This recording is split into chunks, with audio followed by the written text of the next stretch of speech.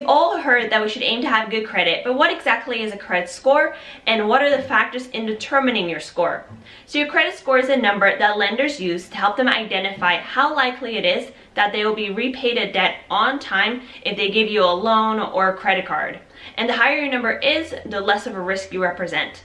It's a common myth that you only have one score. However, there are many different credit scores that you have depending on the model used by the lender, but they all generally use similar 5 factors to calculate that score. So I'll go over those 5 factors with you today, and then also at the end of my video I'll share with some benefits of having good credit. Factor number 1, your payment history. They'll really take a look to see if you've had any late payments, and you want to do everything you can to avoid this.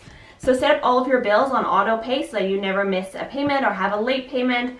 And this factor is usually about 35% of your overall score. Factor number 2, credit utilization. So take a look at your total credit that's available to you and how much of that you're using. So for example, if you have a $10,000 limit on your credit card and you're putting $2,000 a month on that card, your usage is at 20%.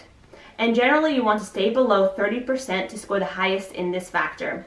And this factor weighs approximately 30% of your overall score.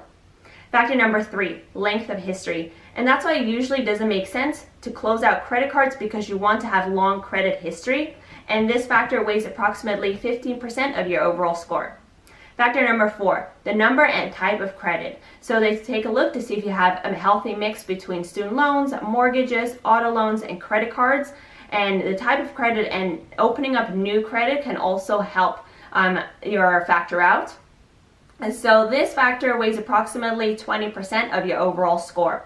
And factor number 5, hard inquiries on your credit report. However, when shopping for a mortgage or an auto loan, it's really common to shop around at different lenders to make sure that you're getting the best rate possible. So there's usually a 14 to 35 day span where these types of inquiries are all going to be grouped into one inquiry, so that it gives you some time to shop around without taking a hard hit to your score.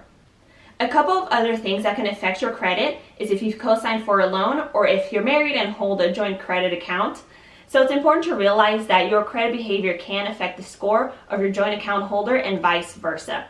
Generally, a score of 750 or higher is considered excellent credit. So what are some of the benefits of having good credit? Well, you can get low interest rates on any loans, which means that you'll pay less over time. You can get approved for higher limits. You can get better car insurance rates, and you can also have easier approvals for rentals if you're still renting. So hopefully you now have a better understanding of what a credit score is, what some of the factors are in determining your score, and how lenders use it. If you've never checked your credit, I highly recommend it to see what factors can improve so you can have a higher credit score. As a consumer, you are entitled to one credit file disclosure from one of the 3 credit bureaus, such as TransUnion, Experian, and Equifax. You can also get a credit report and check your credit on websites such as Mint, Credit Karma, or Credit.com. Thank you guys so much for watching. If you have any questions or topic suggestions, please connect with me on social media. You can also reach out to me using the link below. Thank you guys so much for watching. I'd love for you to subscribe, and I'll see you all next time.